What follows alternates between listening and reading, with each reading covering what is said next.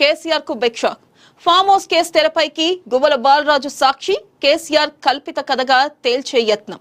గతంలో బిఎల్ సంతోష్ పై కేసు నమోదు చేయించిన కేసీఆర్ సిట్ ద్వారా అరెస్టు చేయించేందుకు విఫల యత్నం. కనబడటం లేదంటూ హైదరాబాద్ సిటీతో పాటు రాష్ట్ర వ్యాప్తంగా పోస్టర్లు.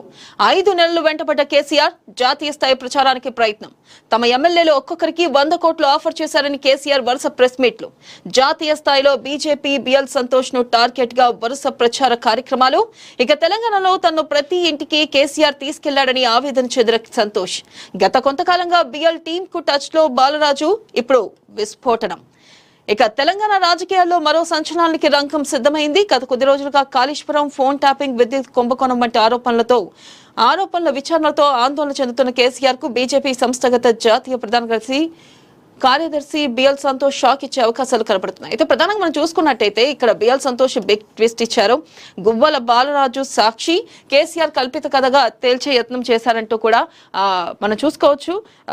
గువ్వల బాలరాజు త్వరలోనే పార్టీలో చేరనున్నట్లుగా తెలుస్తుంది. అయితే మనం చూసుకున్నట్టయితే క్లారిటీగా గువ్వల బాలరాజు రేపు అంటే 10వ తారీఖు ఉదయం 10 గంటలకి బీజేపీ పార్టీలో చేరతారని చెప్పి అధికారికంగా కూడా ప్రకటించింది. ఈ నేపథ్యంలో బిఎల్ సంతోష్ కొన్ని వ్యాఖ్యలు చేశారు. అయితే మనం చూసుకున్నట్టయితే బిఎల్ సంతోష్ గనక గతంలో ఎప్పుడైతే కేసీఆర్ బిఎల్ సంతోష్ పై ఆరోపణలు చేయడం, అలాగే 100 కోట్లు ఇచ్చి ఒక్కొక్క ఎమ్మెల్యేలను కొనుగోలు చేయాలనే ప్రయత్నం చేశారంటూ కూడా, అలాగే ఎంత ఇబ్బంది పెట్టారో కూడా మనం చూసాం. మనం చూసుకున్నట్టయితే గతంలో ఇటు బిఎల్ సంతోష్ తో పాటు కొంతమంది బీఆర్ఎస్ కి చెందిన ఎమ్మెల్యేలు ఒక ఫామ్ హౌస్ లో ఉండడం, అయితే వాళ్ళని బీజేపీ కొనుగోలు చేస్తుందని చెప్పి గతంలో కూడా ఒక ఆరోపణ వచ్చింది. మనం చూసుకున్నట్టయితే కూడా క్లియర్ విజువల్స్ ఉన్నాయి. అయితే అప్పుడు కావాలని చెప్పే బీఆర్ఎస్ నన్ను ట్రాప్ చేసింది, కావాలని ఇబ్బంది పెట్టింది అంటూ కూడా ఇటు బిఎల్ సంతోష్ వ్యాఖ్యలు చేయడం జరిగింది. అయితే ఇక్కడ మనం చూసుకున్నట్టయితే ఆయన ఒకటే చెప్తున్నారు. ఇక్కడ రాష్ట్ర వ్యాప్తంగా ఫోటోలు వేశారు, తమ ఎమ్మెల్యేలు ఒక్కొక్కరికి 100 కోట్లు ఆఫర్ చేశారని కేసీఆర్ వరుస ప్రెస్ మీట్లు పెట్టారంటూ కూడా తెలిసింది.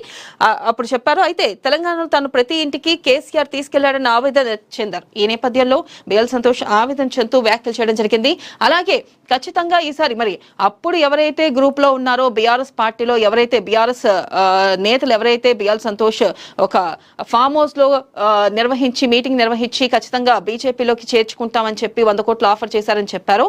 ఇప్పుడు ఆ మాటలు వెనక్కి అంటే ఆ మాటలు నిజం కాదు అంటూ కూడా బిఎల్ సంతోష్ చెప్పడం జరిగింది. అయితే అక్కడ ఏంటంటే కేవలం కావాలని చెప్పి నన్ను ఇరికిచ్చారు అంటూ కూడా బిఎల్ సంతోష్ వ్యాఖ్యానించడం జరిగింది.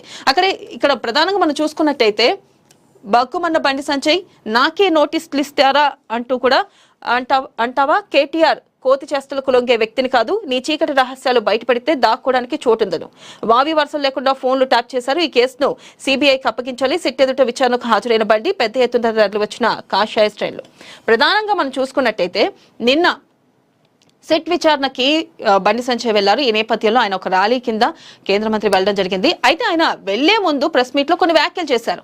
సొంత ఇంటి వాళ్ళని ట్యాప్ చేశారు, ఫోన్లు ట్యాప్ చేశారు. అలాగే ప్రధానంగా బీజేపీలో కూడా మా ఫోన్లు కూడా ట్యాప్ చేయడం జరిగింది. అంటే నడ్డాతో మాట్లాడిన మాటలతో సహా మమ్మల్ని ట్యాప్ చేశారు అంటూ కూడా ఆయన వ్యాఖ్యానించడం జరిగింది. దీనిపై కేటీఆర్ కూడా స్పందించారు. కేటీఆర్ స్పందన ఏంటంటే మా మీద కావాలని వ్యక్తిగతంగా దూషణలు చేస్తున్నారు, మీకు ఖచ్చితంగా దీనికి వివరణ ఇవ్వాలి, లేదంటే పరువు నష్టం దావా వేస్తా అంటూ కూడా కేటీఆర్ వ్యాఖ్యానించడం జరిగింది. మనం ఇక్కడ చూసుకోవచ్చు. ఇక్కడ బండి సంజయ్ ఒకటే చెప్తున్నారు, గతంలో దాదాపుగా 2000 మందికి పైగా ఫోన్లు ట్యాప్ అయినాయి. ఇది కేసీఆర్ హయాంలోనే జరిగింది. అయితే కేవలం ఎందుకు ట్యాప్ చేశారు, మీ రాజకీయ కక్ష కోసమే ఇట్లా ట్యాప్ చేశారంటూ కూడా వ్యాఖ్యానించడం జరిగింది. మనం ఇక్కడ చూసుకున్నట్టయితే ఆయన ఒకటే చెప్పారు, కేటీఆర్ కోతి చేష్టలకు లొంగే వ్యక్తిని నేను కాదు అంటూ కూడా ఆయన ఘాటు వ్యాఖ్యలు చేశారు. అయితే నీ చీకటి రహస్యాలు బయటపడితే దాక్కోవడానికి చోటు కూడా ఉండదంటూ కూడా ఆయన వ్యాఖ్య చేయడం జరిగింది. ఇక్కడ మరో అంశం ఏంటంటే ఏదైతే సిట్ విచారణే కాదు ఖచ్చితంగా సిబిఐ దర్యాప్తు చేయాలంటూ కూడా నేను ఆయన కొన్ని వ్యాఖ్యలు చేయడం జరిగింది బండి సంజయ్. అయితే ఈ వ్యాఖ్యల్లో భాగంగా ఒకటే, సిబిఐ విచారణ చేస్తుంటే ఖచ్చితంగా ఈ పార్టీకి కేసీఆర్ జైల్లోకి వెళ్లేవాడు. మరి నిజంగానే కాంగ్రెస్ ప్రభుత్వం సిబిఐ విచారణకు అనుమతిస్తుందా, సిబిఐ విచారణకు పంపిస్తుందా? మరి ఒకవేళ అట్లా గనక సిబిఐ విచారణకి కోరింది అంటే మరి సిట్ సరిగ్గా దర్యాప్తు చేయట్లేదనా?